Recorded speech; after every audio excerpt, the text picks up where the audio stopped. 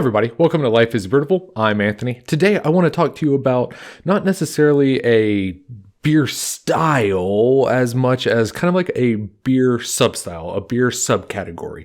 I want to talk about something that maybe a lot of you haven't heard about. It was definitely something I was unaware of until I stumbled across it kind of on accident. And that is the incredibly unique and completely individual Austrian Marzen. The Austrian Marzen, also known as the Österreich Helles Marzen, it's drastically different than what you would expect out of a typical Marzen, especially the ones that we see in America, which are closer to a dark brown, a brilliant copper look, you know? In fact, I actually came across this beer style while I was traveling through Austria, and I was looking for Pilsners. I actually had a really hard time finding Pilsners. I was going to different gas stations. I was going to grocery stores, along my trip. And everywhere I went, it was Marzen, and a bunch of Radlers. But I actually had a hard time finding Pilsners and Helleses. And I started being like, what is the deal? Why is Marzen so popular? I mean, this is like early spring, we're nowhere near typical Marzen time. That led me down a little bit of a rabbit hole where I discovered that this is actually its own unique style with its own unique history. And I really want to share that with you. So the story of the Austrian Marzen starts with the story of the German Marzen. And that is back in the day, the Kingdom of Bavaria, they were implementing laws, restrictions, regulations that forced breweries to not brew during the summer. They could only brew during the winter months, in the early spring and the, late fall. But that was for a variety of reasons. One, beers brewed during or fermenting during the summer were much more likely to spoil due to the intense hot climate that Bavaria experiences during the summers. Beers were much more prone to going sour during that time frame. So they kind of cut it off right then and there because Bavaria was trying to make a name for itself as a beer brewing capital, which historically, they were not so good at. With this implementation in place, brewers had to figure out ways to brew a bulk batch amount of beer in order to last them year long. Marzen, which is German for March, was the last month that they can brew. So during that time, they would brew a beer style that would hold them over, ferment, lager, clean up, but be ready to be served, in the later half of the summer. Going into the fall, which is why it became kind of such a fall staple. It's kind of what would swing them and hold them over until they could get back into the brewing season. And Marzen was incredibly popular at the time. I think during its initial debut, there was actually concerns that it was going to be a riot because it was considered to be like a luxurious beer and it was selling for a premium. And officials were worried that it was going to cause a little bit of a riot because they didn't think people would be willing to pay that much. But once they actually got in, they tasted it, they enjoyed it. They're like, hey, this is worth the money. This is worth the shekels. We're going to drink this and we're going to enjoy it. And everybody was happy. And the Marzen kind of became a staple. Now, Marzen at that point in time was much closer to what we would expect a American style Marzen to look and taste like. It was known as a stronger, darker beer that had enough of a hot punch to be able to, keep it clean and fermenting during the hotter parts of the year. Certainly a far cry from what we are seeing here. And the beer style was incredibly successful. I mean, with its abundance of hops in it, it was actually able to act as an export beer where it went kind of far and wide and it got adopted and enjoyed by other localities to include Austria, which was kind of going through their own pale lager revolution at that time. We started seeing the rise of the Marzen, the Vienna lager, the Helles, the Pilsner, all kind of around the same century, right? From everything I can find, the Austrian Marzen, when first adopted, it was almost identical, pretty much spot on recreation, a clone of the Germanic Marzen. And that would kind of stay the way it was for, a long period of time until around World War I and II.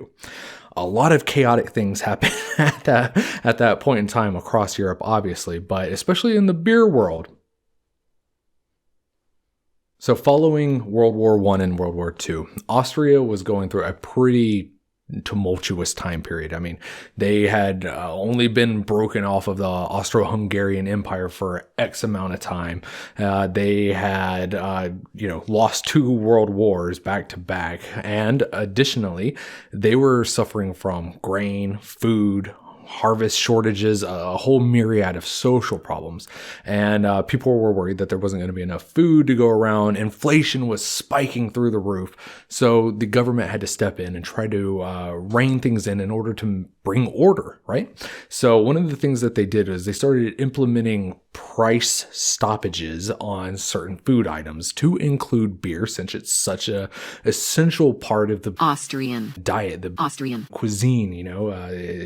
Beer is a part of Austria. It's a part of Austrian identity and culture. So what they ended up doing was they started putting that price cap on beers. Beers could no longer be sold for above that price cap, which was a bit of a problem for Marzen brewers since, as I mentioned earlier, they sold for a premium because they were a premium beer at that point in time. In order to be able to continue to make money, to be able to continue to make a profit, stay equitable, stay profitable, Marzen breweries had to figure out something to do, how to get around this. And what they ended up doing was they ended up scaling back the amount of malt, but also kind of changing up the types of malt, resulting in a lighter, paler lager. The modern, beautiful, brilliant, golden interpretation of the Austrian Marzen was birthed. I really like the story of the Austrian Marzen because, it is very similar to the original birthing story of the greater Marzen beer style, which is that people were kind of worried that this new look, this new flavor, this new lighter, cheaper, product was going to upset people. But it didn't. It was widely adopted, widely accepted into Austrian culture. In fact, this is still, without a doubt, the #1 selling beer style, accounting for over 60% of the entire Austrian market. This is the daily go-to drinking beer in Austria. If you pull up and you just order a beer, most of the time, and every place I went to, it was Marzen, Austrian Marzen. Pale, brilliant, beautiful, gold, delicious. In George and Lori Fix's book, Vienna, Marzen, and Oktoberfest, the authors discussed how prior to the invention of the Vienna lager, the beer climate of Austria was greatly influenced by the greater realm of the Austro-Hungarian Empire,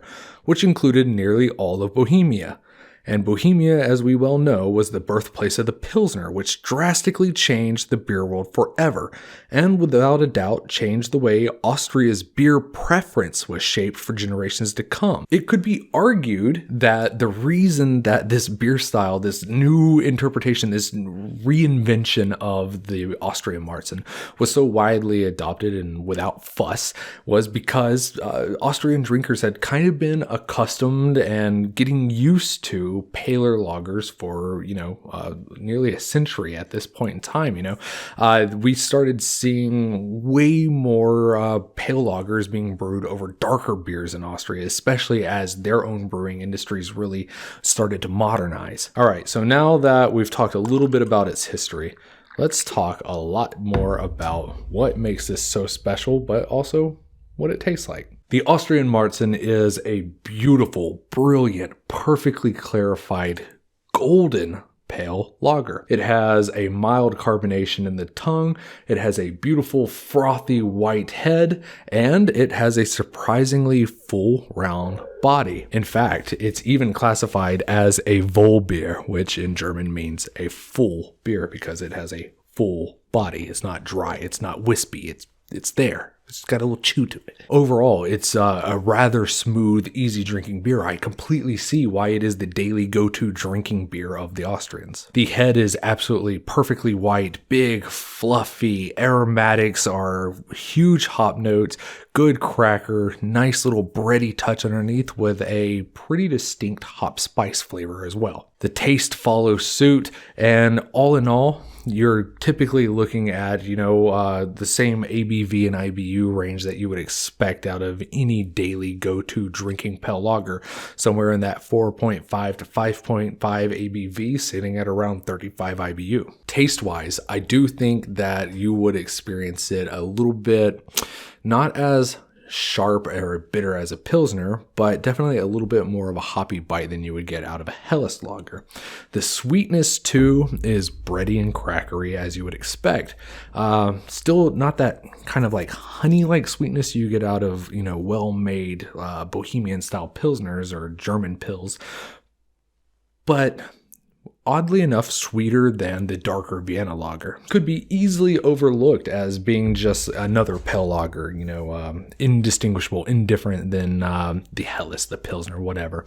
But I think it kind of stands on its own. It doesn't really fit into those categories. It kind of like blends in, but it doesn't quite fit. But it's also not quite a Germanic or an American Marzen either. It's just kind of its own unique thing, and I find that incredibly interesting. And I also love that it just shows just how truly fickle like beer styles and their definitions really are. I mean, very rarely would you consider this to be a Marzen, especially by American standards. But I mean, it is, and it is so because there's an entire country that brews millions of gallons of it every year, and they call it so.